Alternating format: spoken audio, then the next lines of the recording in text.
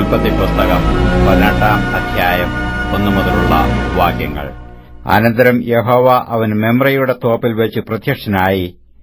വെയിൽ ഉറച്ചപ്പോൾ അവൻ കൂടാരവാതിൽക്കൽ ഇരിക്കുകയായിരുന്നു. അവൻ തലപൊക്കി നോക്കിയപ്പോൾ 3 പുരുഷന്മാർ തന്റെ നേരെ നിൽക്കുന്നത് കണ്ടു.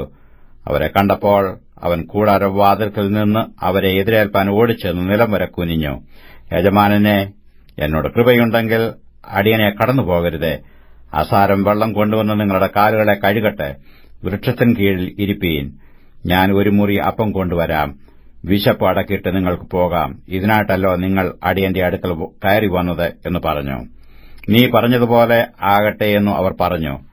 അബ്രഹാം ബന്ധപ്പെട്ട് കൂടാരത്തിൽ സാറയുടെ അടുക്കൽ ചെന്നു, നീ ക്ഷണത്തിൽ 3 ഇടങ്ങഴി മാവ് എടുത്ത് കുഴച്ചു അപ്പമുണ്ടാക്കുക എന്ന് പറഞ്ഞു. അബ്രഹാം പശുക്കൂട്ടത്തിൽ ഓടിച്ചെന്നു ഇളയതും നല്ലതുമായ ഒരു കാളക്കുട്ടിയെ പിടിച്ചു ഒരു ബാല്യക്കാരന്റെ പക്കൽ കൊടുത്തു. അവൻ അതിനെ ക്ഷണത്തിൽ പാകം ചെയ്തു. പിന്നെ അവൻ വെണ്ണയും പാലും താൻ പാകം ചെയ്യിച്ച കാളക്കുട്ടിയെയും കൊണ്ടുവന്നു അവരുടെ മുമ്പിൽ വെച്ചു. അവരുടെ അടുക്കൽ വൃക്ഷത്തിന് കീഴിൽ ശുശ്രൂഷിച്ചു നിന്നു. അവർ ഭക്ഷണം കഴിച്ചു. അവർ അവനോട്, നിന്റെ ഭാര്യ സാറായി എവിടെയെന്ന് ചോദിച്ചതിന്, കൂടാരത്തിൽ ഉണ്ട് എന്ന് അവൻ പറഞ്ഞു. 1 ആണ്ട് കഴിഞ്ഞിട്ട് ഞാൻ നിന്റെ അടുക്കൽ മടങ്ങിവരും. അപ്പോൾ നിന്റെ ഭാര്യ സാറയ്ക്ക് ഒരു മകനുണ്ടാകും എന്നു അവൻ പറഞ്ഞു.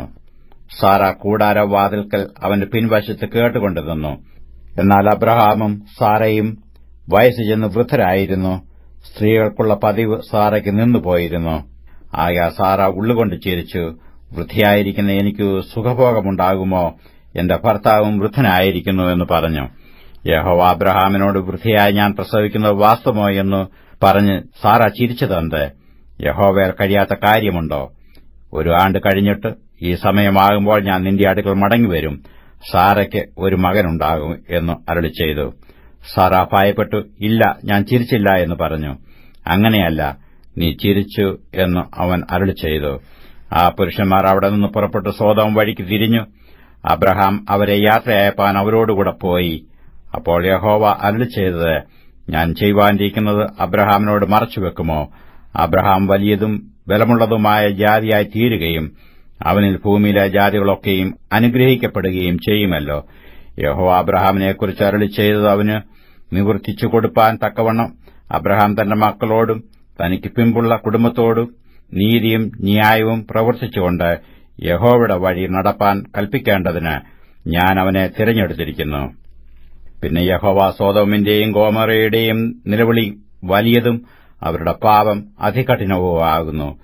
ഞാൻ ചെന്നു എന്റെ അടുക്കൽ വന്നെത്തിയ നിലവിളി പോലെ അവർ കേവലം പ്രവർത്തിച്ചിട്ടുണ്ടോ ഇല്ലയോ എന്ന് നോക്കി അറിയും എന്ന് അരുളിച്ചെയ്തു. അങ്ങനെ ആ പുരുഷന്മാർ അവിടെ നിന്ന് തിരിഞ്ഞ് സോദോമിലേക്ക് പോയി. അബ്രഹാമോ യഹോവയുടെ സന്നിധിയിൽ തന്നെ നിന്നു. അബ്രഹാം അടുത്ത് ചെന്ന് പറഞ്ഞത്, ദുഷ്ടനോടുകൂടെ നീതിമാനെയും നീ സംഹരിക്കുമോ? പക്ഷേ ആ പട്ടണത്തിൽ 50 നീതിമാന്മാർ ഉണ്ടെങ്കിൽ നീ അതിനെ സംഹരിക്കുമോ? അതിലെ 50 നീതിമാന്മാർ നിമിത്തം ആ സ്ഥലത്തോട് ക്ഷമിക്കയില്ലയോ? ഇങ്ങനെ നീ ഒരു നാളും ചെയ്യുന്നതല്ലോ. നീതിമാൻ ദുഷ്ടനെപ്പോലെ ആകത്തക്കവണ്ണം ദുഷ്ടനോടുകൂടെ നീതിമാനെ നീ ഒരു നാളും കൊല്ലുകയില്ല. സർവ്വഭൂമിക്ക് ന്യായാധിപതിയായവൻ നീതി പ്രവർത്തിക്കാതിരിക്കുമോ?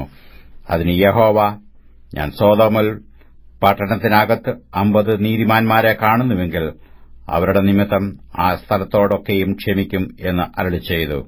പൊടിയും വെണ്ണീറുമായ ഞാൻ കർത്താവിനോട് സംസാരിപ്പാൻ തുനിഞ്ഞുവല്ലോ. 50 നീതിമാന്മാരിൽ പക്ഷേ 5 പേർ കുറഞ്ഞുപോയെങ്കിലോ? 5 പേർ കുറഞ്ഞുകൊണ്ട് നീ ആ പട്ടണം മുഴുവൻ നശിപ്പിക്കുമോ എന്ന് അബ്രഹാം പറഞ്ഞതിന്, 45 പേരെ ഞാൻ അവിടെ കണ്ടാൽ അതിനെ നശിപ്പിക്കയില്ല എന്നു അവൻ അരുളിച്ചെയ്തു. അവൻ പിന്നെയും അവനോട് സംസാരിച്ചു. പക്ഷേ 40 പേരെ അവിടെ കണ്ടാലോ എന്ന് പറഞ്ഞതിന്, ഞാൻ 40 പേരുടെ നിമിത്തം നശിപ്പിക്കയില്ല എന്നു അവൻ അരുളിച്ചെയ്തു.